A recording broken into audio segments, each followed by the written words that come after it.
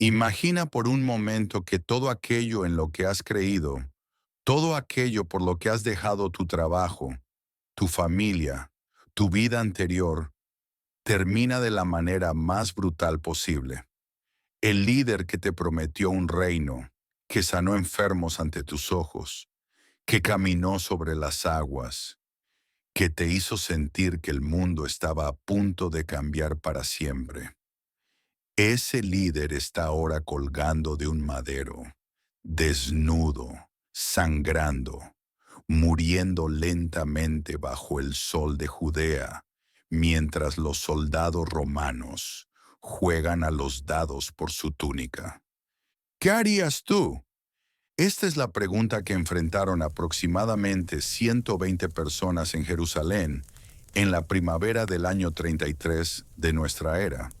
Y lo que hicieron después, las decisiones que tomaron en las semanas y meses siguientes, cambiaría la historia del mundo de maneras que ninguno de ellos podría haber imaginado. Bienvenidos a un viaje a través del nacimiento más improbable de la historia. No estamos hablando de imperios conquistados por ejércitos ni de revoluciones impulsadas por armas. Estamos hablando de cómo un grupo de pescadores, recaudadores de impuestos y mujeres de dudosa reputación social transformaron una ejecución romana en el fundamento de una fe que hoy profesan más de 2.400 millones de personas en el planeta. ¿Cómo pasaron del terror absoluto a la convicción inquebrantable? ¿Qué vieron? ¿Qué experimentaron? ¿Qué los transformó de fugitivos escondidos en predicadores públicos dispuestos a morir por su mensaje? ¿Por qué el Imperio Romano, con todo su poder, no pudo detener un movimiento que comenzó con un puñado de provincianos galileos? ¿Y cómo? En apenas 70 años, este grupo marginal se extendió desde Jerusalén hasta Roma, desde Egipto hasta España. Si estas preguntas resuenan contigo, si alguna vez te has preguntado cómo se construye algo duradero a partir de cenizas, te invito a quedarte. Dale me gusta si el tema te interesa. Suscríbete si quieres explorar más misterios de la historia. Y déjame un comentario contándome qué aspecto del cristianismo primitivo te genera más curiosidad. Ahora, cierra los ojos por un momento, respira profundo, y cuando los abras estarás en Jerusalén, en la primavera del año 33. El sol de mediodía calienta las piedras blancas del templo. El olor a incienso se mezcla con el de los animales del mercado. Peregrinos de todo el mundo llenan las calles estrechas, y en una colina llamada Gólgota, justo afuera de las murallas, 3 cruces se recortan contra un cielo que comienza a oscurecerse de manera inexplicable. Bienvenidos al día que cambió todo. En algún momento entre las 9 de la mañana y las 3 de la tarde de un viernes de primavera, aproximadamente en el año 33 de nuestra era, un hombre llamado Yeshua de Nazaret exhaló su último aliento clavado a un madero en las afueras de Jerusalén. Los evangelios registran que el cielo se oscureció, que el velo del templo se rasgó, que la tierra tembló.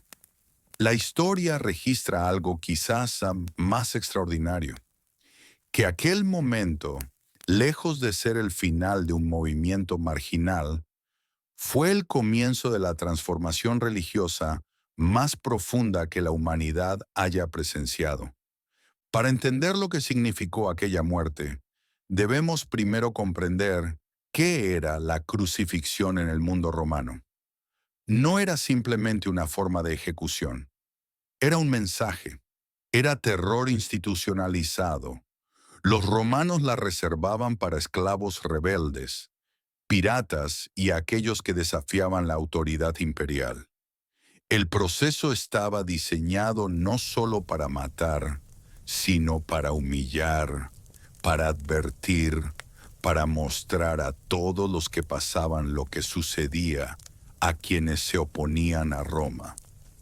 El condenado era primero flagelado con el flagrum, un látigo de múltiples correas con trozos de hueso y metal incrustados. Los historiadores estiman que esta flagelación por sí sola podía causar la muerte si se prolongaba demasiado.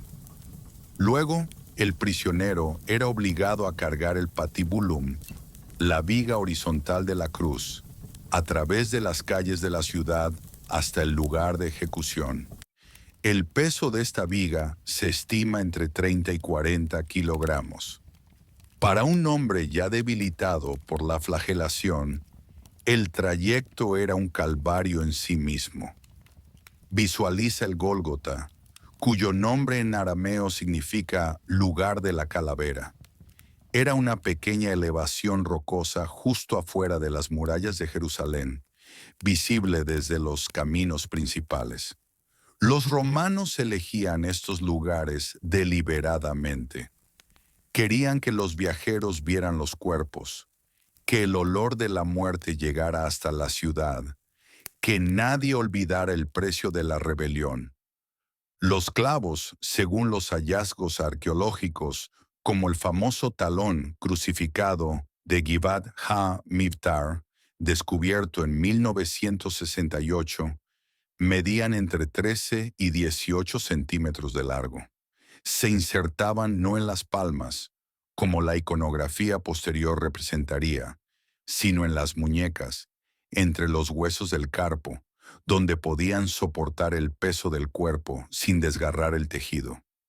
Los pies eran clavados a los lados del stipes, el poste vertical. La muerte por crucifixión no era rápida. Podía tomar horas o incluso días. La causa principal era la asfixia. El cuerpo, colgando de los brazos, comprimía el pecho de tal manera que exhalar se volvía cada vez más difícil. El crucificado debía empujarse hacia arriba, con los pies clavados para poder respirar, un movimiento que causaba dolor agónico en cada repetición. Eventualmente, el agotamiento ganaba y la persona simplemente dejaba de poder respirar. Según los evangelios, Jesús murió relativamente rápido, en aproximadamente 6 horas. Los soldados, sorprendidos de que ya hubiera muerto cuando llegó el momento de acelerar las ejecuciones antes del sábado, no le quebraron las piernas como hicieron con los otros 2 crucificados. En cambio, uno de ellos atravesó su costado con una lanza, y el texto de Juan registra que salió sangre y agua, un detalle médico que algunos interpretan como evidencia de derrame pericárdico o pleural.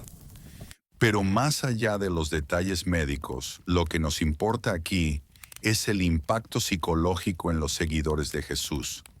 Durante aproximadamente 3 años, estos hombres y mujeres habían dejado todo para seguir a alguien que creían era el Mesías, el ungido de Dios que restauraría el reino de Israel. Habían presenciado lo que consideraban milagros. Habían escuchado enseñanzas que los habían transformado. Habían soñado con tronos y posiciones de honor cuando llegara el momento de la victoria. Y ahora todo había terminado. Su líder estaba muerto, ejecutado como un criminal común. Las autoridades religiosas judías lo habían entregado. Los romanos lo habían matado. Y ellos, los seguidores, eran ahora fugitivos potenciales, cómplices de un sedicioso ejecutado. El Evangelio de Marcos, considerado por la mayoría de los académicos como el más antiguo, describe la huida de los discípulos en términos descarnados.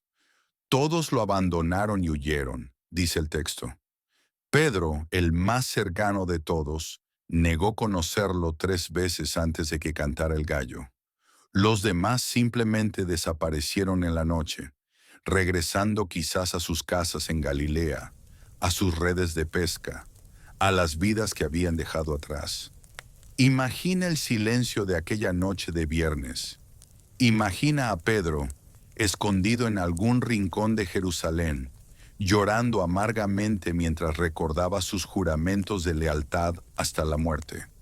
Imagina a María de Magdala, quien había seguido a Jesús desde Galilea, observando desde lejos mientras bajaban el cuerpo de la cruz y lo colocaban apresuradamente en una tumba prestada, porque el sábado estaba a punto de comenzar y el trabajo debía cesar.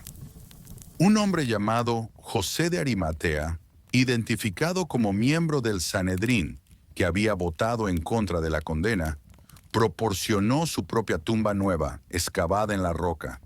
Nicodemo, otro simpatizante secreto, trajo aproximadamente 33 kilogramos de mirra y aloe para preparar el cuerpo según las costumbres. Lo envolvieron en lienzos, sellaron la tumba con una gran piedra y se marcharon antes de que cayera la oscuridad. Para todo observador externo, la historia había terminado. Otro predicador mesiánico ejecutado por Roma. Otro movimiento destinado al olvido. La historia de Judea estaba llena de mesías fallidos. Judas el Galileo, Simón de Perea, Atronges el pastor. Todos habían prometido liberación. Todos habían muerto. Sus seguidores se habían dispersado. Sus nombres se habían olvidado. Pero aquí es donde la historia de Jesús de Nazaret diverge de todos los patrones conocidos. Porque el domingo siguiente, algo sucedió. Algo que transformaría a esos seguidores aterrados en predicadores dispuestos a morir. Algo que convertiría una derrota total en el fundamento de una fe global. Y ese algo comenzó con una tumba vacía y un mensaje imposible. No está aquí, ha resucitado. Las mujeres llegaron al sepulcro cuando el sol apenas comenzaba a teñir de rosa el horizonte oriental de Jerusalén. Llevaban especias aromáticas, mirra y aloe, preparadas para ungir un cuerpo muerto según las costumbres judías. Lo que encontraron, o más precisamente lo que no encontraron, desencadenaría una cadena de testimonios que 2000 años después sigue siendo objeto de debate, fe y fascinación. La tumba estaba vacía, y los discípulos, horas antes aterrados y dispersos, comenzarían a afirmar algo imposible, que habían visto a su maestro vivo. Debemos detenernos aquí para considerar lo que los textos antiguos realmente dicen, separando las capas de interpretación posterior de los testimonios más primitivos.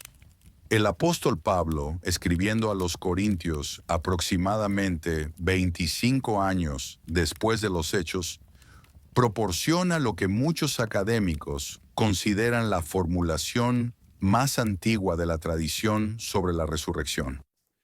Cristo murió por nuestros pecados según las Escrituras, escribe Pablo, fue sepultado y resucitó al tercer día según las Escrituras, y apareció a Cefas, luego a los 12. Después apareció a más de 500 hermanos a la vez, de los cuales muchos viven aún. Este pasaje es extraordinario por varias razones. Primero, Pablo afirma que la mayoría de esos 500 testigos todavía estaban vivos cuando escribía. Era una invitación implícita a verificar. Vayan y pregúntenles. Segundo, el texto tiene estructura de credo formal, sugiriendo que Pablo no estaba inventando, sino transmitiendo una fórmula que había recibido de otros. Y tercero, Pablo mismo afirma haber visto al Cristo resucitado. Aunque su experiencia ocurrió años después y en circunstancias muy diferentes a las de los primeros testigos. Pero, ¿qué experimentaron exactamente los primeros testigos?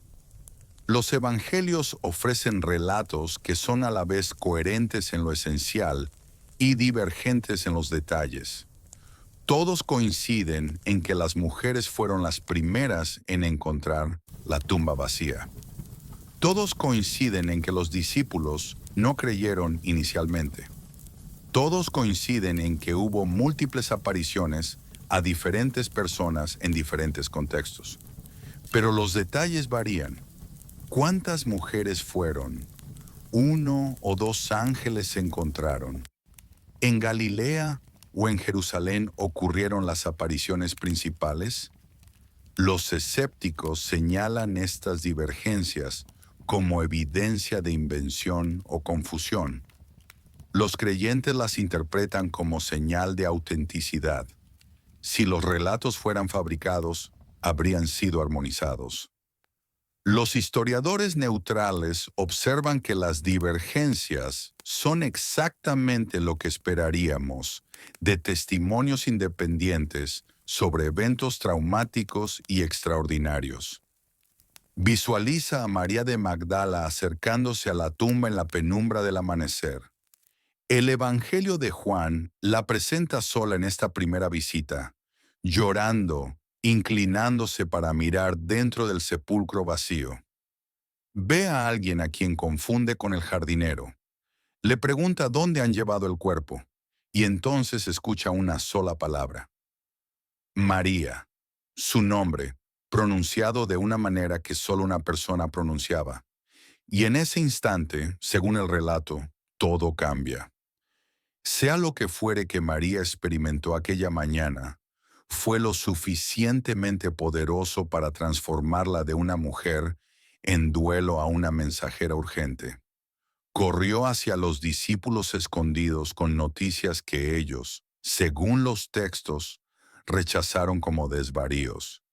Pero entonces Pedro y Juan corrieron a verificar por sí mismos y encontraron exactamente lo que María había dicho.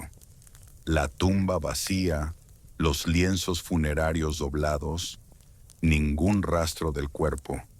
Las explicaciones alternativas a la tumba vacía han sido debatidas durante siglos. ¿Robaron los discípulos el cuerpo? Esta era la explicación oficial de las autoridades judías, según Mateo. Pero requiere creer que hombres que huyeron aterrados ante el arresto de su maestro tuvieron el valor de enfrentarse a guardias romanos para robar un cadáver. ¿Se equivocaron de tumba? Posible, pero José de Arimatea y las mujeres conocían perfectamente la ubicación. Jesús no había muerto realmente. Los romanos eran expertos en ejecuciones, y la lanzada en el costado descarta esta teoría. Pero más allá de la tumba vacía, lo que realmente requiere explicación son las apariciones. Durante un periodo de aproximadamente 40 días, según los textos, múltiples personas en diferentes lugares y circunstancias afirmaron haber visto a Jesús vivo. No visiones etéreas de un fantasma, sino encuentros físicos. Comió con ellos, caminó con ellos, permitió que tocaran sus heridas. El episodio de Tomás es particularmente significativo. Este discípulo, ausente durante la primera aparición al grupo, se negó a creer sin evidencia tangible. Si no veo en sus manos la marca de los clavos, y no meto mi dedo en el lugar de los clavos, y no meto mi mano en su costado, no creeré. Una semana después, según Juan, Jesús apareció nuevamente e invitó a Tomás a hacer exactamente eso. La respuesta de Tomás, Señor mío y Dios mío, marcó un punto de inflexión teológico. No solo reconocimiento de que Jesús estaba vivo, sino confesión de su divinidad. Los historiadores no pueden pronunciarse sobre la naturaleza última de estas experiencias. Lo que sí pueden constatar es su efecto. Hombres y mujeres que habían huido aterrados se transformaron en predicadores públicos dispuestos a enfrentar persecución y muerte. Algo sucedió que cambió su miedo en convicción. Algo que no puede explicarse simplemente como desarrollo gradual de una leyenda, porque las afirmaciones de resurrección aparecen desde el principio mismo, no como elaboración posterior.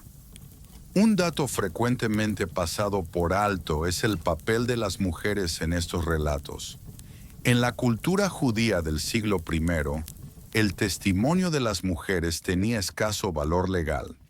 Si los discípulos hubieran inventado la historia de la tumba vacía, habrían puesto a hombres respetables como primeros testigos, no a mujeres cuyo testimonio podía ser descartado.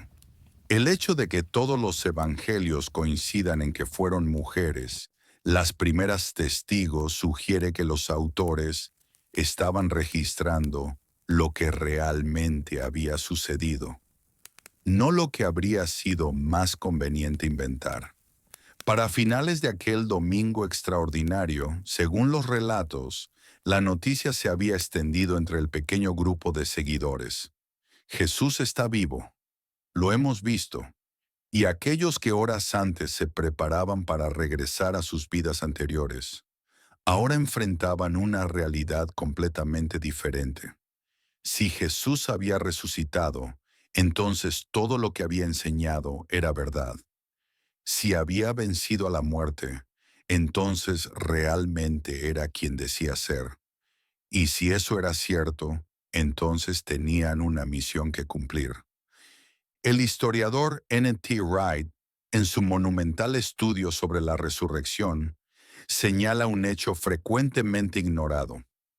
Ninguna otra tradición judía esperaba la resurrección de un individuo antes de la resurrección general al final de los tiempos.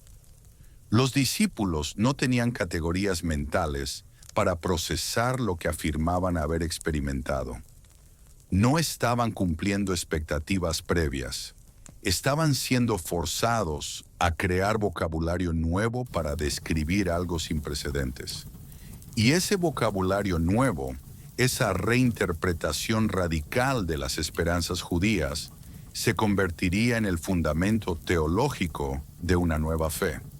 Pero antes de que pudieran predicar al mundo, necesitaban organizarse.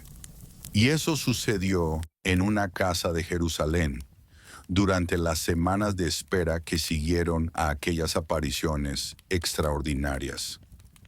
Durante aproximadamente 50 días después de la Pascua, un grupo de unas 120 personas se reunía regularmente en una casa de 2 pisos en el barrio alto de Jerusalén.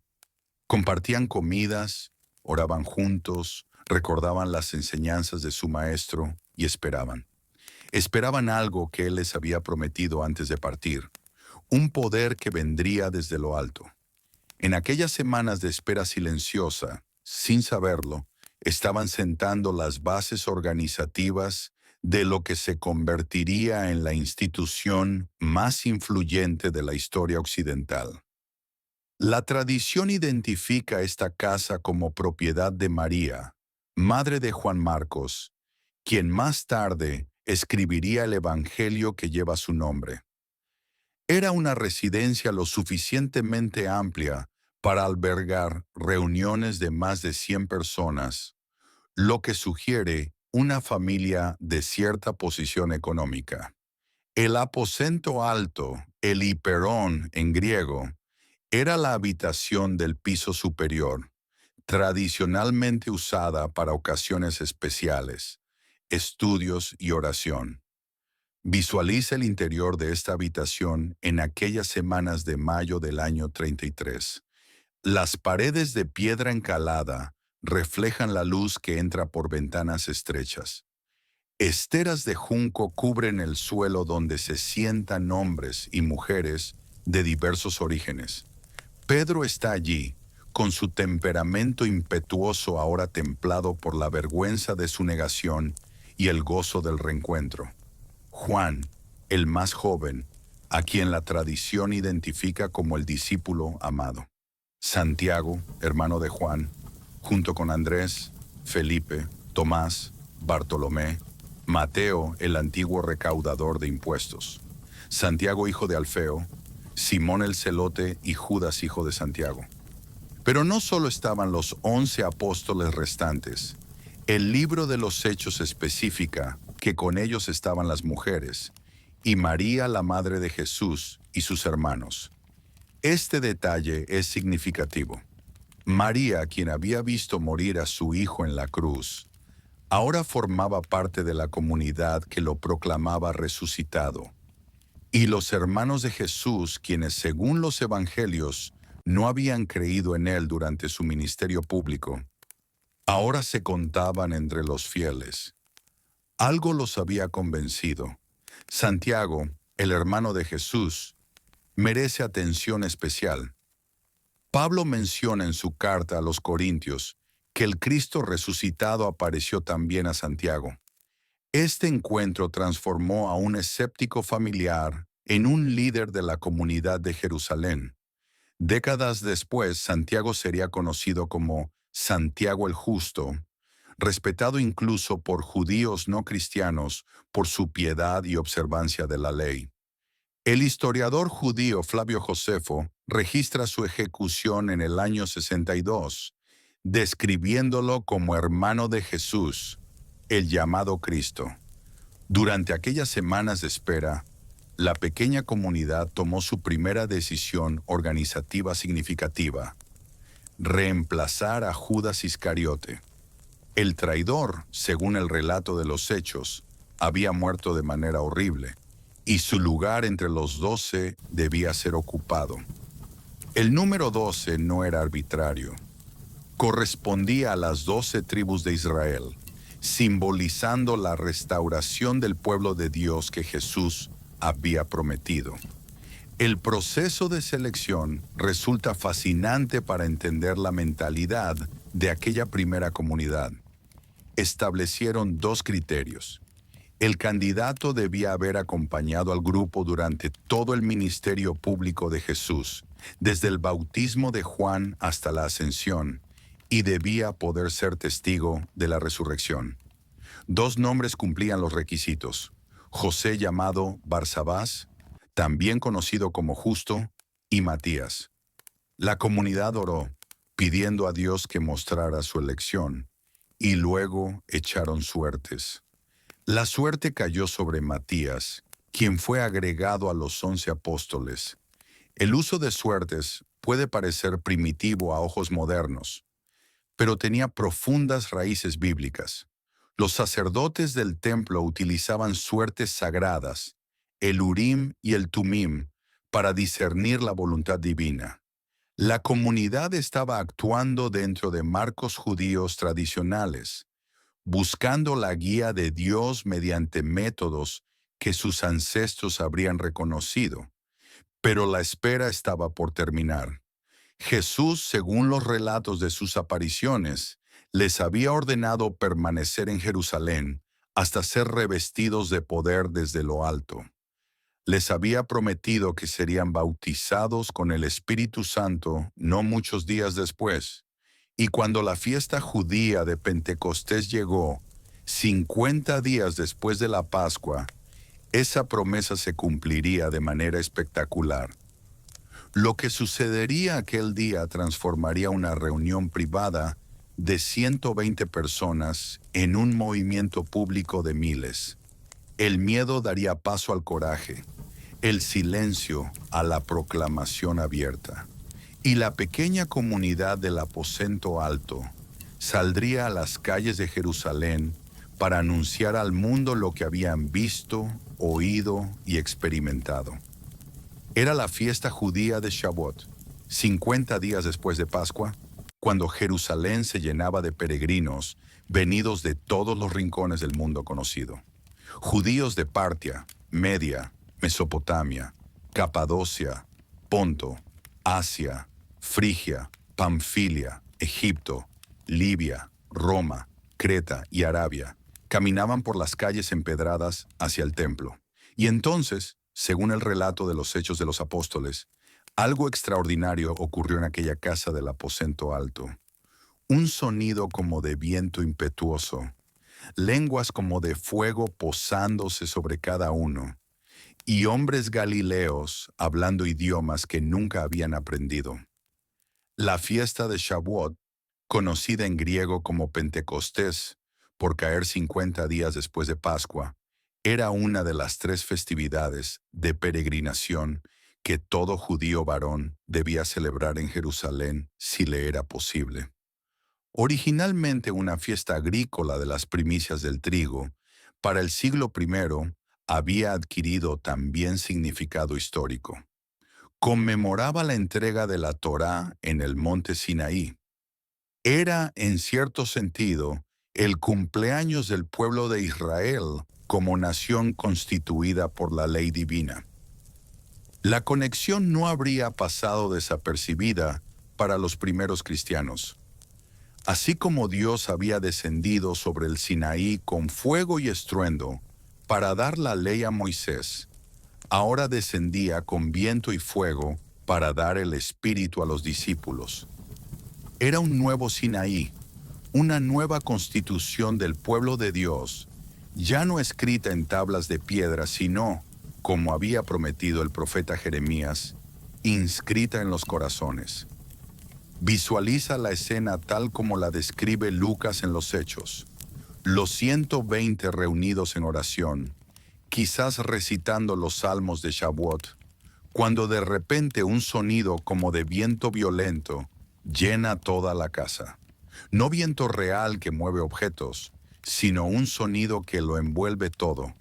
Y entonces aparecen lenguas como de fuego que se dividen y se posan sobre cada uno de los presentes, y comienzan a hablar en otros idiomas, según el Espíritu les daba que hablasen. El ruido atrajo a la multitud de peregrinos que llenaba Jerusalén. Los habitantes de la ciudad y los visitantes se agolparon alrededor de la casa, asombrados y perplejos, porque cada uno los oía hablar en su propia lengua. Partos y medos escuchaban su idioma natal. Elamitas reconocían las palabras de su infancia. Habitantes de Mesopotamia, de Judea, de Capadocia, del Ponto, de Asia, de Frigia, de Panfilia, de Egipto y de las regiones de Libia, cerca de Cirene, romanos residentes, tanto judíos como prosélitos, cretenses y árabes, todos los oíamos hablar en nuestras lenguas las maravillas de Dios. Algunos, naturalmente, buscaron explicaciones racionales.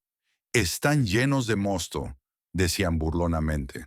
Pero la hora, aproximadamente las 9 de la mañana, hacía improbable la borrachera masiva. Y fue entonces cuando Pedro, el pescador galileo que semanas antes había negado a su maestro por miedo a una sirvienta, se puso de pie y levantó la voz para dirigirse a la multitud. El discurso de Pedro en Pentecostés es el primer sermón cristiano registrado. Su estructura sigue patrones de la predicación judía. Comienza con una cita bíblica que explica el evento presente. Luego presenta la historia de Jesús y finalmente llama al arrepentimiento. Pero el contenido era revolucionario. Pedro cita al profeta Joel, quien había anunciado que en los últimos días Dios derramaría su espíritu sobre toda carne. Esos últimos días, proclama Pedro, han llegado. Lo que están viendo es el cumplimiento de la profecía. Y entonces Pedro habla de Jesús, Jesús de Nazaret, varón aprobado por Dios entre vosotros, con las maravillas, prodigios y señales que Dios hizo entre vosotros por medio de él. Este Jesús, entregado por el determinado consejo y anticipado conocimiento de Dios, fue crucificado y muerto por manos de inicuos. Pero Dios le resucitó, soltando los dolores de la muerte, porque era imposible que fuese retenido por ella. Las palabras de Pedro son directas, sin adornos. Culpa a sus oyentes, o al menos a las autoridades que actuaron en nombre de ellos, de la muerte de Jesús. Pero inmediatamente ofrece esperanza. Dios ha invertido el veredicto humano, resucitando a aquel que los hombres condenaron. Y todos nosotros somos testigos de esto. El clímax del sermón llega con una declaración que habría sonado escandalosa a oídos judíos. Sepa, pues, ciertísimamente toda la casa de Israel, que a este Jesús a quien vosotros crucificasteis, Dios le ha hecho Señor y Cristo. Señor Kyrios en griego, Era el título que la traducción griega del Antiguo Testamento usaba para el nombre de Dios mismo. Pedro estaba proclamando algo extraordinario.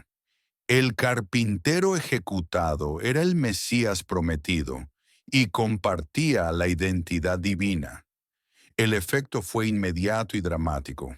Al oír esto, dice Lucas, se compungieron de corazón y dijeron a Pedro y a los otros apóstoles: «Varones hermanos, ¿qué haremos?». La respuesta de Pedro establecería el patrón para la incorporación a la comunidad cristiana. «Arrepentíos y bautícese cada uno de vosotros en el nombre de Jesucristo para perdón de los pecados, y recibiréis el don del Espíritu Santo». Lucas registra que aquel día se añadieron a la comunidad aproximadamente 3,000 personas.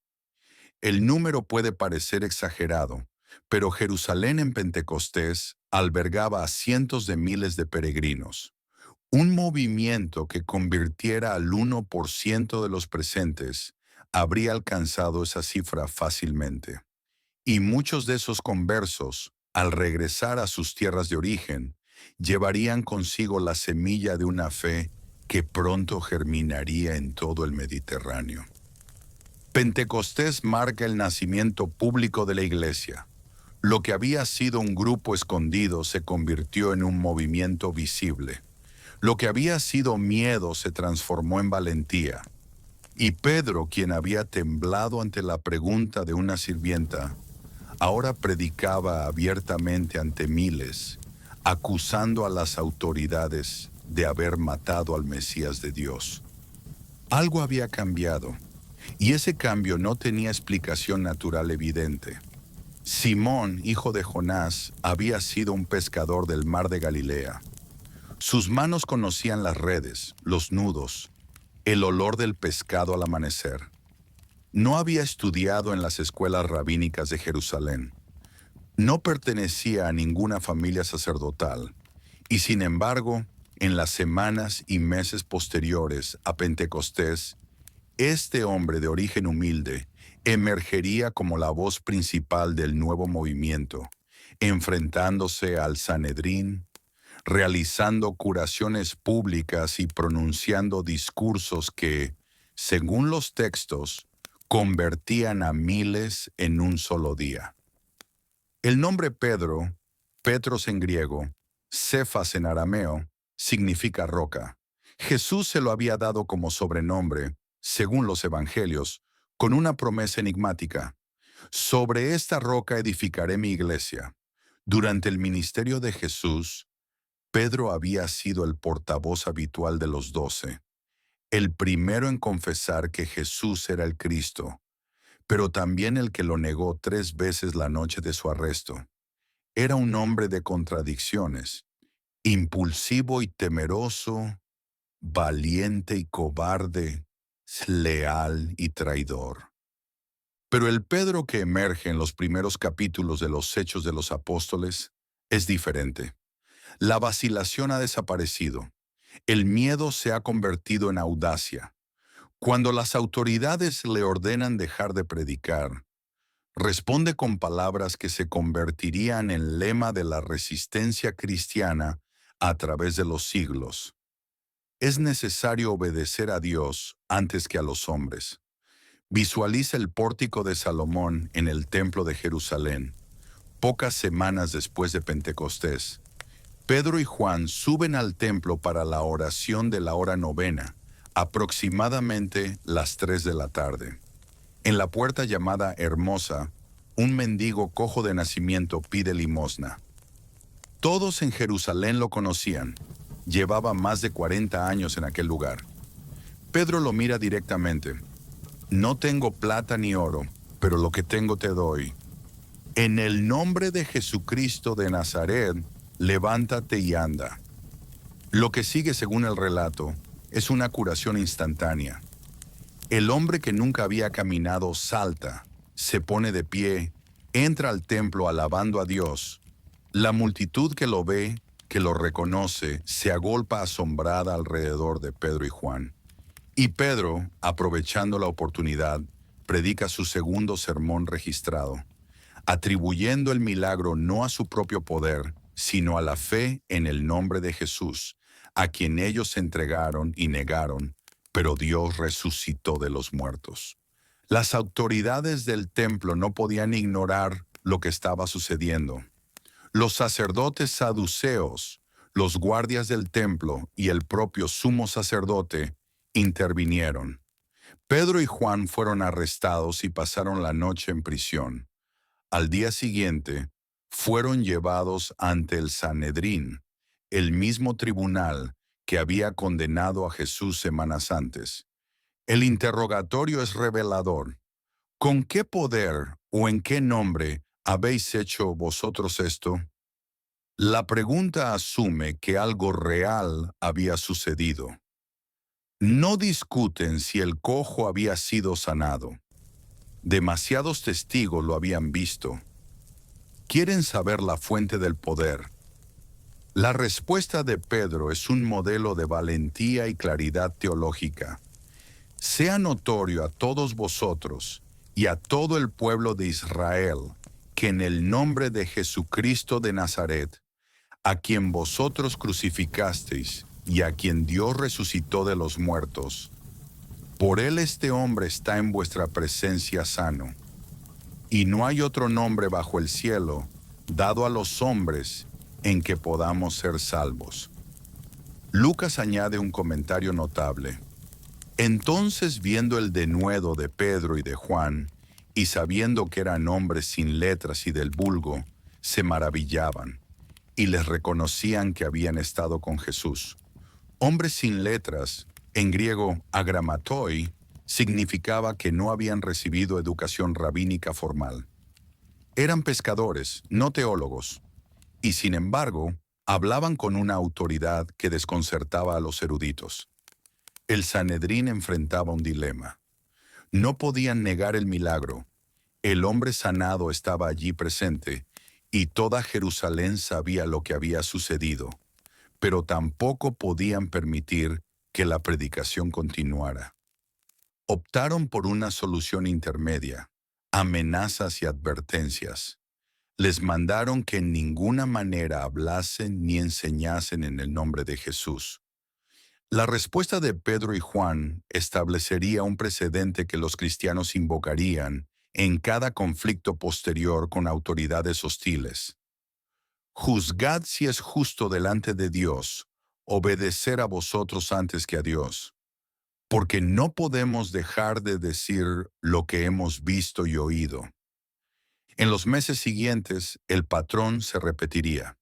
Predicación pública, milagros que atraían multitudes, arrestos, comparecencias ante el Sanedrín, liberaciones, nuevas predicaciones. La comunidad crecía. Lucas menciona que el número de los varones llegó a ser como 5,000. Si incluimos mujeres y niños, podríamos estar hablando de una comunidad de 15,000 o más en Jerusalén solamente, apenas meses después de la crucifixión. El liderazgo de Pedro en esta etapa es indiscutible. Él predica los sermones principales. Él enfrenta a las autoridades. Él toma las decisiones cruciales. Los otros apóstoles actúan como cuerpo colegiado, pero Pedro es el portavoz, la cara visible del movimiento. Pero el crecimiento traería también tensiones internas, y la expansión atraería persecución más severa. La comunidad del aposento alto estaba a punto de enfrentar su primera gran crisis, una crisis que transformaría la naturaleza misma del movimiento. El éxito del nuevo movimiento no pasó desapercibido. Los sacerdotes saduceos, los fariseos del Sanedrín, los guardianes del orden religioso judío, comenzaron a ver en estos seguidores del Nazareno una amenaza creciente. Los arrestos comenzaron. Las flagelaciones públicas se hicieron frecuentes. Y un joven diácono llamado Esteban se convertiría en el primer mártir, apedreado hasta la muerte mientras, Según el relato, veía los cielos abiertos. La persecución había comenzado y con ella, paradójicamente, la expansión. Para entender la reacción de las autoridades judías, debemos comprender el contexto político de Judea en aquellos años. La provincia estaba bajo dominio romano directo, gobernada por prefectos que respondían al emperador. Los romanos generalmente permitían a los judíos manejar sus asuntos religiosos internos, pero cualquier movimiento que amenazara el orden público atraía su atención. El Sanedrín tenía razones tanto religiosas como políticas para preocuparse por el crecimiento cristiano. Desde la perspectiva religiosa, los cristianos hacían afirmaciones que muchos judíos consideraban blasfemas. Proclamaban que un hombre ejecutado por Roma era el Mesías, el ungido de Dios. Peor aún, parecían atribuirle cualidades divinas, llamándolo Señor con el mismo término reservado para Dios mismo, y afirmaban que la salvación venía a través de Él, no a través del templo y sus sacrificios. Desde la perspectiva política, un movimiento mesiánico representaba peligro potencial. Roma había aplastado revueltas mesiánicas antes. Si los romanos decidían que los cristianos eran sediciosos, la represalia podría afectar a toda la nación judía. El sumo sacerdote y sus aliados saduceos, que dependían de Roma para mantener su posición, tenían incentivos concretos para suprimir el movimiento antes de que creciera demasiado. La primera escalada seria vino con el arresto de todos los apóstoles, no solo Pedro y Juan. Esta vez fueron puestos en la cárcel pública, pero según el relato de los hechos, un ángel los liberó durante la noche y les ordenó continuar predicando en el templo. Cuando el Sanedrín envió a buscarlos a la mañana siguiente, los guardias encontraron la cárcel vacía pero segura, con las puertas cerradas y los centinelas en sus puestos. El episodio enfureció a las autoridades. Cuando finalmente localizaron a los apóstoles predicando en el templo, los llevaron ante el consejo. El sumo sacerdote los acusó. Os mandamos estrictamente que no enseñaseis en ese nombre, y he aquí, habéis llenado a Jerusalén de vuestra doctrina, y queréis echar sobre nosotros la sangre de ese hombre. La respuesta de Pedro fue tan desafiante como antes. Es necesario obedecer a Dios antes que a los hombres. El Dios de nuestros padres levantó a Jesús, a quien vosotros matasteis colgándole en un madero. La acusación directa de asesinato provocó furia. Algunos miembros del Sanedrín querían ejecutarlos inmediatamente. Fue entonces cuando intervino una voz inesperada. Gamaliel, uno de los fariseos más respetados, maestro de la ley en cuya escuela se había formado el joven Saulo de Tarso, pidió que sacaran a los acusados y se dirigió al consejo. Su argumento sería citado durante siglos como ejemplo de prudencia y moderación. Gamaliel recordó movimientos mesiánicos anteriores que habían terminado en nada.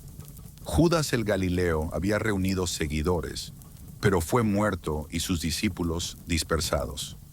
Teudas había hecho lo mismo con idéntico resultado. Su consejo fue simple. Si este consejo o esta obra es de los hombres, se desvanecerá. Mas si es de Dios, no la podréis destruir. No seáis tal vez hallados luchando contra Dios.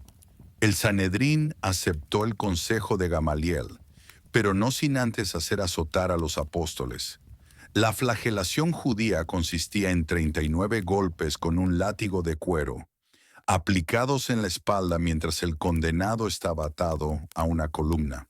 Era un castigo brutal que dejaba cicatrices permanentes y a veces causaba la muerte. Los apóstoles salieron del consejo gozosos de haber sido tenidos por dignos de padecer afrenta por causa del nombre. Pero la persecución estaba por intensificarse.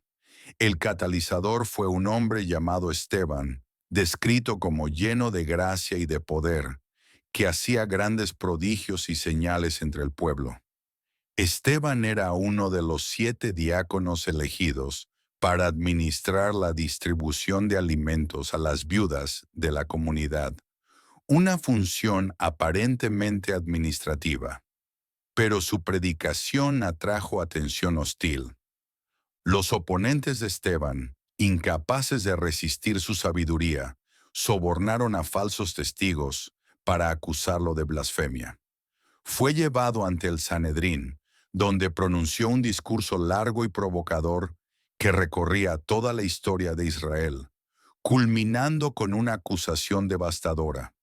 Vosotros resistís siempre al Espíritu Santo, como vuestros padres, así también vosotros. ¿A cuál de los profetas no persiguieron vuestros padres? Y mataron a los que anunciaron de antemano la venida del justo, de quien vosotros ahora habéis sido entregadores y matadores. La reacción fue violenta. Crujían los dientes contra él. Pero Esteban, según el relato, fijó sus ojos en el cielo y dijo: He aquí, veo los cielos abiertos y al Hijo del Hombre que está a la diestra de Dios. Esta afirmación, que colocaba a Jesús en el lugar de honor junto a Dios mismo, fue la gota que derramó el vaso.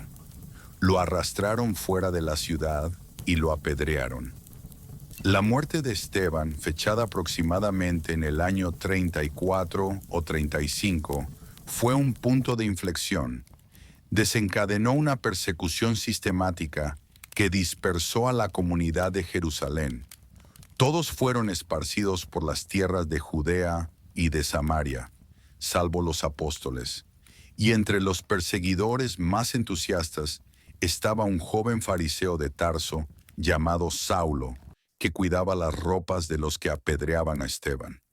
Paradójicamente, la persecución logró exactamente lo opuesto a lo que pretendía. Los creyentes dispersos llevaron su fe a nuevas regiones. La semilla sembrada en Jerusalén comenzaba a extenderse por todo el mundo conocido.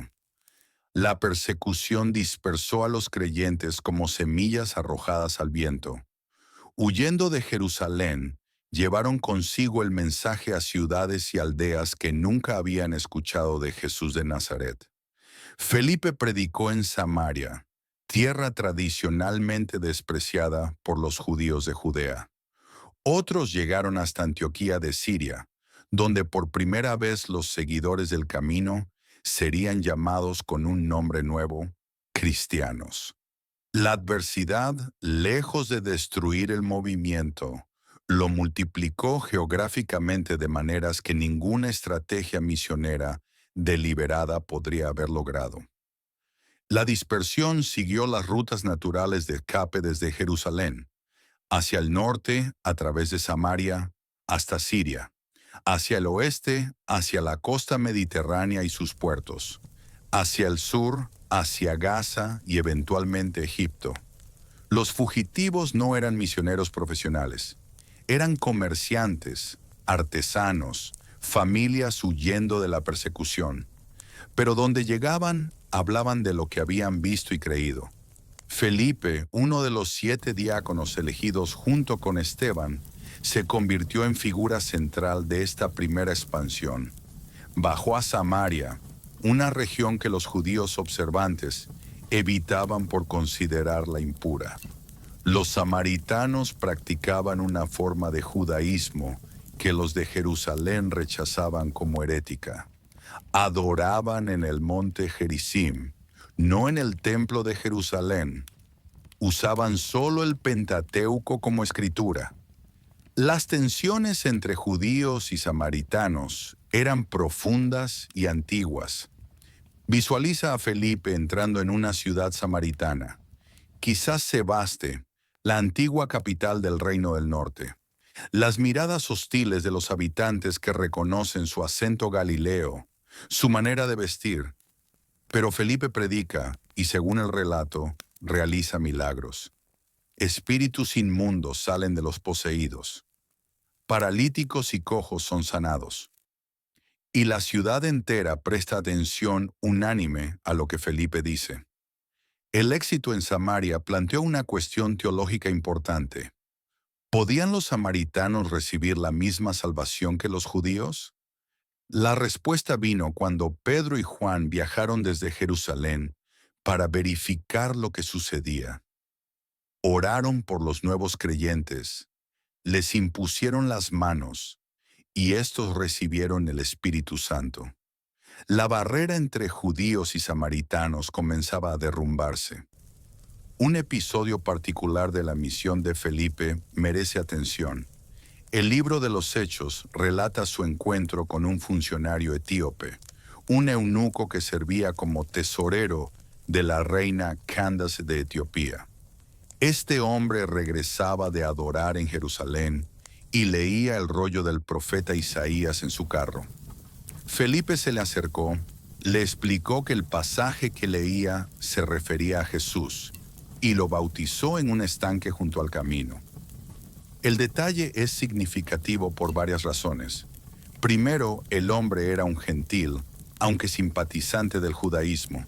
Segundo, como eunuco, estaba excluido de la congregación de Israel según la ley de Moisés. Y tercero, era africano, lo que sugiere que el mensaje cristiano llegó a África muy tempranamente, quizás antes que a Europa. La tradición etíope afirma que este eunuco fundó la iglesia en su país, una de las más antiguas del mundo. Mientras Felipe evangelizaba el sur, otros creyentes dispersos habían viajado hacia el norte. Llegaron a Fenicia, a Chipre y especialmente a Antioquía de Siria, la tercera ciudad más grande del Imperio Romano después de Roma y Alejandría. Con una población estimada de 500,000 personas, Antioquía era un crisol de culturas donde griegos, sirios, judíos y romanos convivían en relativa proximidad. Inicialmente los refugiados de Jerusalén predicaban solo a judíos, pero algunos de ellos, hombres de Chipre y de Cirene, comenzaron a hablar también a los griegos, anunciando el Evangelio del Señor Jesús. El resultado fue extraordinario. Gran número creyó y se convirtió al Señor. La noticia llegó a Jerusalén, donde los apóstoles enviaron a Bernabé para investigar. Bernabé, cuyo nombre significa hijo de consolación, era un levita chipriota que había sido generoso con sus bienes cuando la comunidad comenzaba. Al llegar a Antioquía y ver lo que estaba sucediendo, se alegró y exhortó a todos a que con propósito de corazón permaneciesen fieles al Señor. Pero Bernabé reconoció que necesitaba ayuda para pastorear esta comunidad creciente. Y entonces tomó una decisión que cambiaría la historia. Fue a Tarso a buscar a Saulo. Saulo había desaparecido de la escena después de su conversión. Había pasado tiempo en Arabia, había regresado brevemente a Jerusalén, donde los apóstoles lo recibieron con desconfianza comprensible, y luego había sido enviado a su ciudad natal de Tarso. Habían pasado aproximadamente 10 años, y ahora Bernabé lo traía a Antioquía para colaborar en la enseñanza de los nuevos creyentes.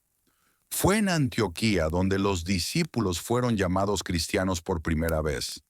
El término cristianos en griego probablemente fue acuñado por los habitantes no judíos de la ciudad. Significaba partidarios del Cristo, seguidores del ungido. Era posiblemente un término despectivo al principio, similar a como nazarenos había sido usado antes. Pero los creyentes lo adoptaron como distintivo de identidad. Ya no eran simplemente una secta judía, eran algo nuevo, algo que necesitaba un nombre propio. La comunidad de Antioquía mostraba características que la distinguían de la Iglesia Madre de Jerusalén. Era multiétnica, incluyendo judíos y gentiles en la misma congregación. Era económicamente próspera, capaz de enviar ayuda a Jerusalén durante una hambruna. Y era misionera, enviando activamente predicadores a otras regiones. Antioquía se convertiría en el centro de operaciones para la mayor expansión misionera del cristianismo primitivo. Pero antes de que esa expansión pudiera ocurrir plenamente, un antiguo perseguidor tenía que completar su transformación en el mayor misionero de la fe que había intentado destruir. En el camino polvoriento que conectaba Jerusalén con Damasco, aproximadamente en el año 36 de nuestra era, un joven fariseo llamado Saulo cabalgaba con cartas de autorización para arrestar cristianos. Había participado en la ejecución de Esteban. Respiraba amenazas contra los seguidores del camino. Y entonces, según su propio testimonio repetido en múltiples cartas, algo sucedió que lo dejó ciego durante 3 días y transformó al perseguidor más feroz en el misionero más incansable. La conversión de Pablo de Tarso alteraría para siempre la trayectoria del cristianismo. Para entender la magnitud de esta transformación, debemos primero conocer quién era Saulo antes de aquel día en el camino a Damasco. En sus propias palabras, era circuncidado al 8º día, del linaje de Israel, de la tribu de Benjamín, hebreo de hebreos. En cuanto a la ley, fariseo. En cuanto a celo, perseguidor de la iglesia. En cuanto a la justicia que es en la ley, irreprensible. Tarso, su ciudad natal, era un centro cultural importante en Cilicia, famoso por sus escuelas filosóficas. Aunque judío devoto, Saulo creció expuesto a la cultura helenística, hablando griego como lengua materna, además del arameo. Poseía ciudadanía romana, un privilegio raro que su familia había obtenido por medios que desconocemos. Esta combinación de identidades, judío, griego y romano, lo equiparía perfectamente para su futura misión entre los gentiles. Su educación religiosa había sido impecable. Estudió en Jerusalén bajo Gamaliel, el mismo rabino que había aconsejado moderación al Sanedrín respecto a los apóstoles. Pero Saulo no compartía la cautela de su maestro. Para él, los seguidores del Nazareno eran blasfemos que amenazaban la pureza de Israel. Destruir su movimiento era un acto de piedad, un servicio a Dios. Visualiza el camino a Damasco, aproximadamente 240 kilómetros al norte de Jerusalén. Saulo viaja con una escolta, llevando cartas del sumo sacerdote que lo autorizan a arrestar a cualquier seguidor del camino que encuentre en las sinagogas de Damasco y traerlos encadenados a Jerusalén. Es mediodía, el sol está en su cenit. Y entonces, según el relato de los hechos repetido 3 veces con ligeras variaciones, una luz del cielo más brillante que el sol lo envuelve. Saulo cae al suelo. Una voz le habla en hebreo. Saulo, Saulo, ¿por qué me persigues? Dura cosa te es dar coces contra el aguijón. La imagen del aguijón era familiar. Se refería a la vara con punta de metal que los campesinos usaban para guiar al ganado. Un animal que pateaba contra el aguijón solo conseguía herirse más. Saulo estaba luchando contra algo que no podía vencer. ¿Quién eres, Señor?, pregunta Saulo. La respuesta lo cambiaría a todo. Yo soy Jesús, a quien tú persigues. En ese instante, toda la estructura teológica de Saulo se derrumbó. Si Jesús estaba vivo, hablando desde el cielo, rodeado de gloria divina, entonces no era un blasfemo ejecutado justamente. Era exactamente quien sus seguidores afirmaban: el Mesías, el Señor, sentado a la diestra de Dios. Saulo quedó ciego. Sus compañeros que habían oído el sonido pero no vieron a nadie, lo guiaron hasta Damasco, donde permaneció 3 días sin ver, sin comer, sin beber. Entonces Dios envió a un discípulo llamado Ananías, quien comprensiblemente tenía reservas sobre visitar al famoso perseguidor, pero obedeció, impuso sus manos sobre Saulo, y éste recuperó la vista. Fue bautizado inmediatamente. Lo que siguió fue igualmente sorprendente. Saulo, ahora también conocido por su nombre romano Pablo, comenzó a predicar en las sinagogas de Damasco que Jesús era el Hijo de Dios. Los que le oían estaban atónitos. ¿No es este el que asolaba en Jerusalén a los que invocaban este nombre? Y a eso vino acá, para llevarlos presos ante los principales sacerdotes. La ironía era perfecta. El perseguidor se había convertido en predicador. Los judíos de Damasco, furiosos por lo que consideraban una traición, conspiraron para matarlo. Vigilaban las puertas de la ciudad día y noche, pero los discípulos lo sacaron de noche, descolgándolo por el muro en una canasta. El orgulloso fariseo escapó como un fugitivo, dependiendo de la ayuda de aquellos a quienes había venido a destruir. Pablo pasó los años siguientes en relativa oscuridad. Viajó a Arabia, quizás para meditar y procesar su experiencia. Regresó a Damasco. Eventualmente visitó Jerusalén, donde Pedro lo recibió y pasó 15 días con él. Los otros apóstoles permanecieron cautelosos. Santiago, el hermano de Jesús, fue el único otro líder que lo conoció en esa visita. Luego fue enviado a su Tarso natal, donde permaneció hasta que Bernabé fue a buscarlo para ayudar en Antioquía. La conversión de Pablo plantea preguntas fascinantes que historiadores y teólogos han debatido durante siglos. ¿Qué experimentó realmente en el camino a Damasco? Los relatos hablan de luz cegadora y voz audible, pero ¿fue una visión subjetiva o un evento objetivo? Pablo mismo, en sus cartas, no distingue claramente su experiencia de las apariciones que los otros apóstoles tuvieron del Cristo resucitado. Para él era igualmente real, igualmente transformadora. Lo que no puede disputarse es el efecto. Un hombre que perseguía fanáticamente al cristianismo se convirtió en su propagador más efectivo. Escribiría al menos 13 cartas que formarían parte del Nuevo Testamento. Fundaría comunidades cristianas desde Siria hasta España. Desarrollaría la teología que explicaría el significado de la muerte y resurrección de Jesús para los gentiles. Sin Pablo, el cristianismo probablemente habría permanecido como una secta judía. Con él se convirtió en una fe universal.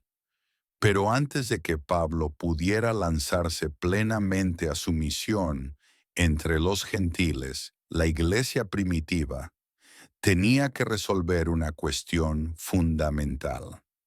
¿Debían los no judíos que creyeran en Jesús convertirse también en judíos? A medida que más y más no judíos se unían al movimiento, una pregunta fundamental dividía a la comunidad. ¿Debían estos gentiles circuncidarse, seguir las leyes alimentarias, observar el sábado? Para algunos, la respuesta era obvia. Jesús era el Mesías judío, y seguirlo significaba abrazar el judaísmo completo. Para otros, especialmente Pablo, la fe en Cristo era suficiente. El debate llegó a un punto de crisis que requirió una reunión en Jerusalén, aproximadamente en el año 49, donde el futuro del cristianismo como religión universal se decidió en una sola tarde. Para entender la magnitud de este debate, debemos comprender lo que significaba la circuncisión en el mundo antiguo. Era mucho más que un procedimiento médico. Era la marca física de pertenencia al pacto de Abraham, el signo visible de identidad judía. Un hombre no circuncidado, por más que observara la ley y adorara al Dios de Israel, permanecía fuera del pueblo elegido. La circuncisión era la puerta de entrada, el requisito innegociable. Las leyes alimentarias, el kashrut, tenían similar importancia. Separaban a Israel de las naciones. Un judío observante no podía compartir mesa con un gentil sin arriesgarse a contaminación ritual. La comida misma podría estar prohibida. Cerdo, mariscos, carne no sacrificada, según las normas apropiadas. Estas restricciones hacían prácticamente imposible la comunión de mesa entre judíos y gentiles.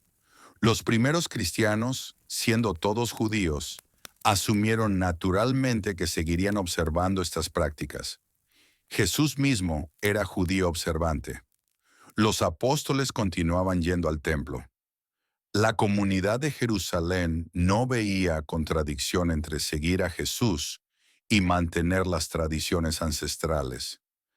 Pero cuando los gentiles comenzaron a creer, la situación se complicó. El primer caso claro fue el del centurión Cornelio, un oficial romano estacionado en Cesarea. Era, según los hechos, piadoso y temeroso de Dios, que hacía muchas limosnas y oraba constantemente. Pero no estaba circuncidado, no era judío.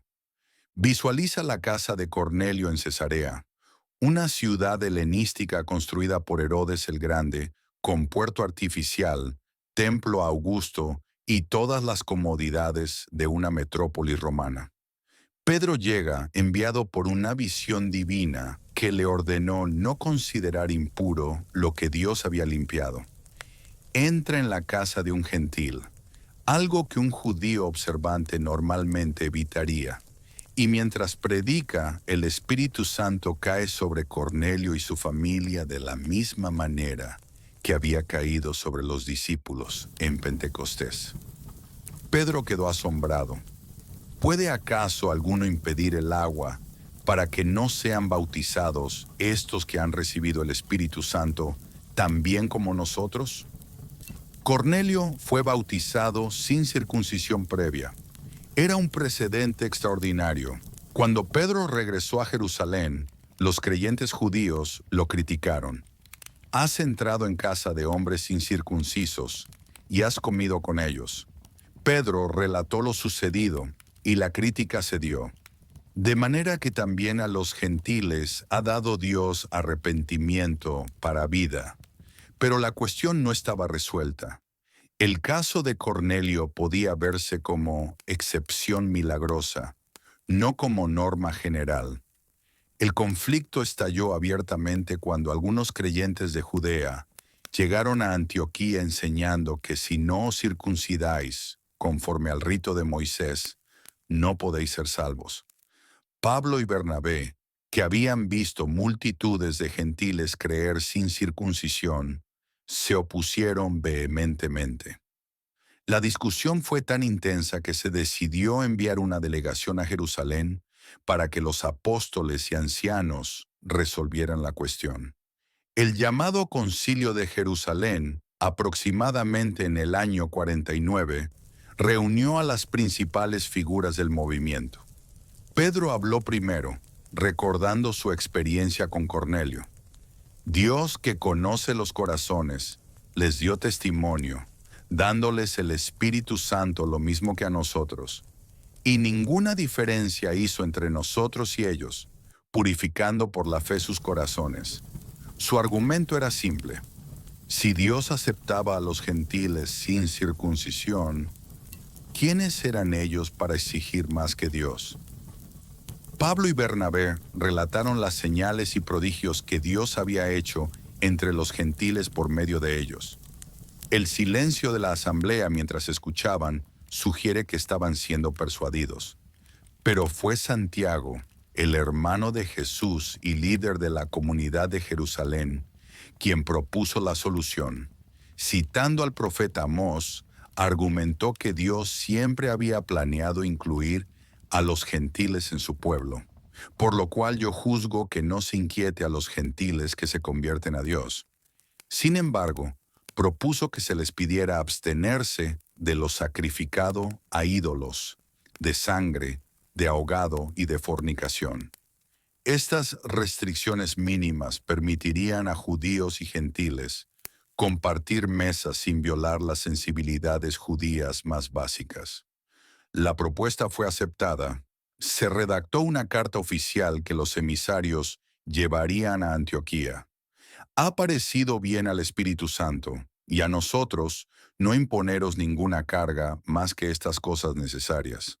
Cuando la carta fue leída en Antioquía, la congregación se regocijó por la consolación.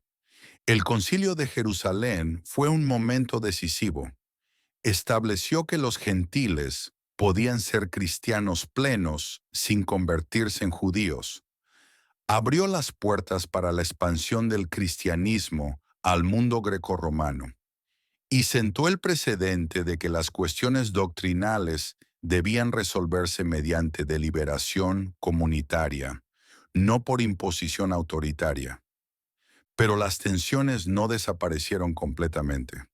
Pablo menciona en su carta a los Gálatas un incidente posterior donde incluso Pedro vaciló, separándose de los gentiles cuando llegaron ciertos hombres de parte de Santiago.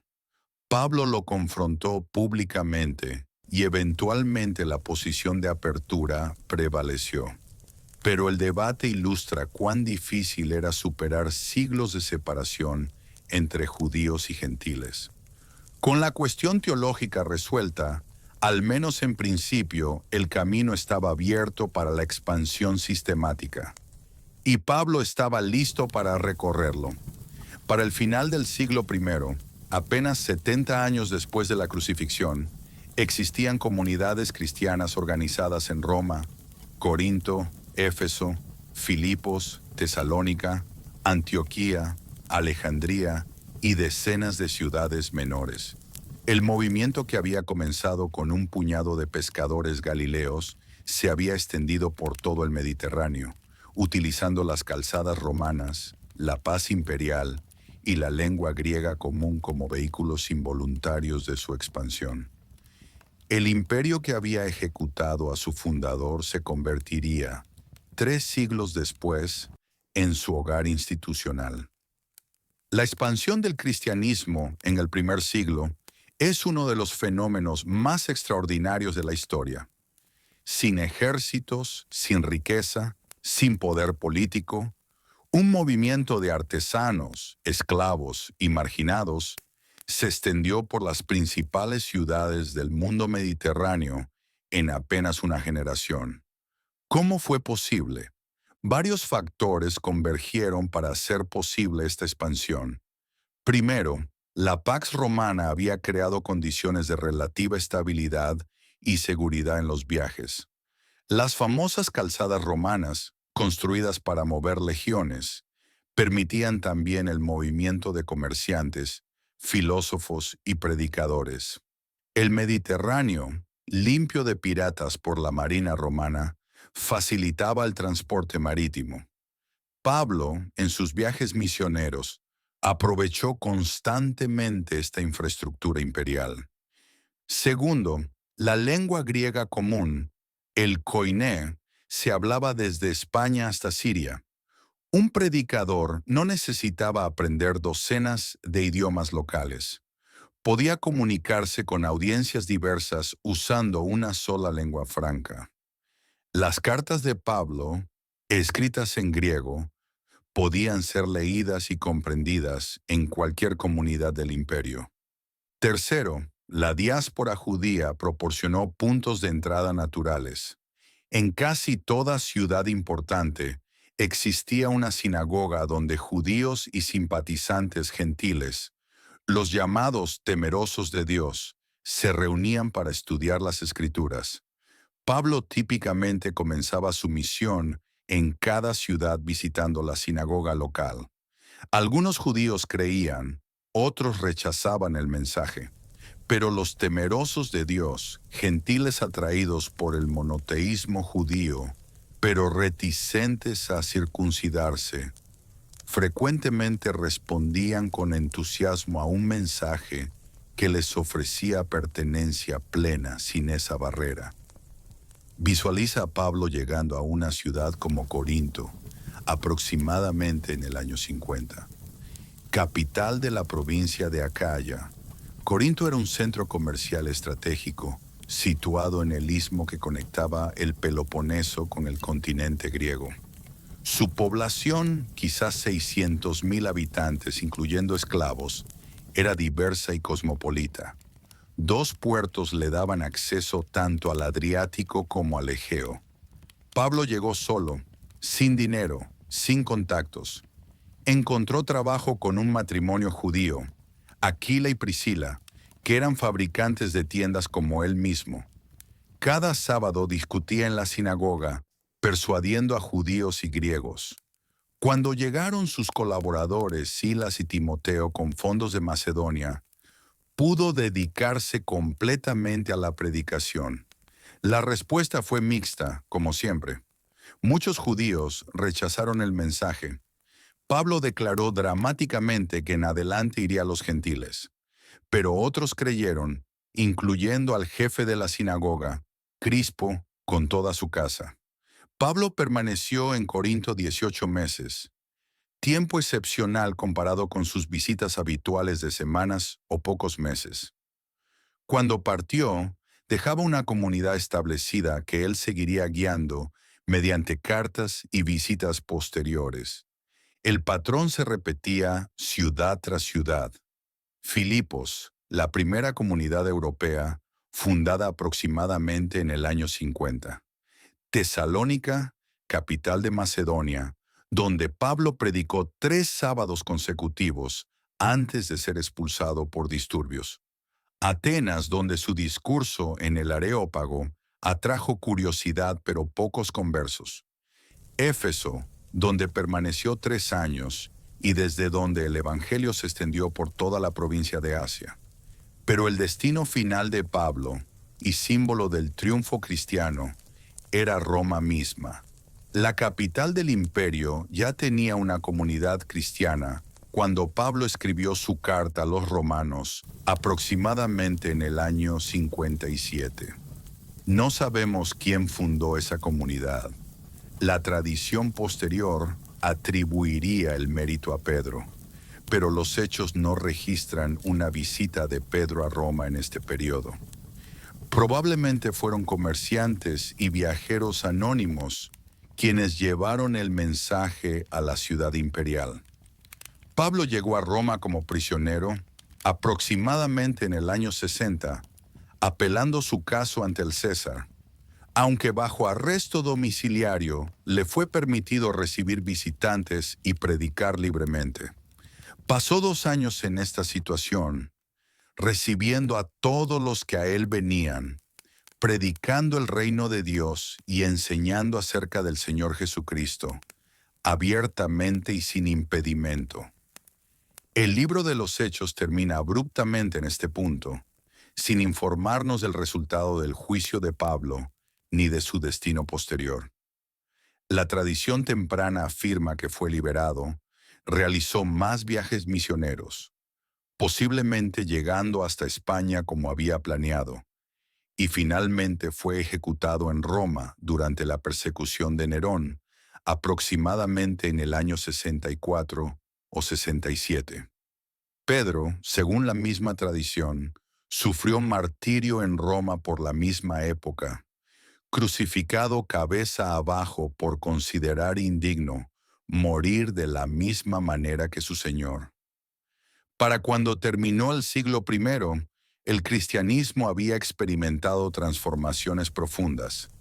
Jerusalén, la iglesia madre, había sido devastada junto con la ciudad cuando los romanos aplastaron la revuelta judía en el año 70. El templo, centro del judaísmo, yacía en ruinas. Muchos de los testigos originales habían muerto, algunos de muerte natural, otros como mártires. Una segunda generación de líderes, discípulos de los apóstoles, asumía el liderazgo de las comunidades. Pero la fe sobrevivió y creció. El historiador Plinio el Joven gobernador de Bitinia aproximadamente en el año 112, escribía al emperador Trajano, preocupado por la extensión del cristianismo en su provincia. La superstición, como él la llamaba, se había propagado no solo por las ciudades, sino también por las aldeas y el campo. Los templos paganos habían quedado casi desiertos. Era necesaria una política oficial para manejar el fenómeno. Visualiza el contraste. 80 años antes, un pequeño grupo de galileos se escondía en una casa de Jerusalén, aterrorizados por la posibilidad de que las autoridades los buscaran. Ahora gobernadores romanos consultaban al emperador sobre cómo manejar un movimiento que se extendía por provincias enteras. La semilla de mostaza, la más pequeña de todas las semillas según la parábola de Jesús, se había convertido en un árbol donde anidaban las aves del cielo.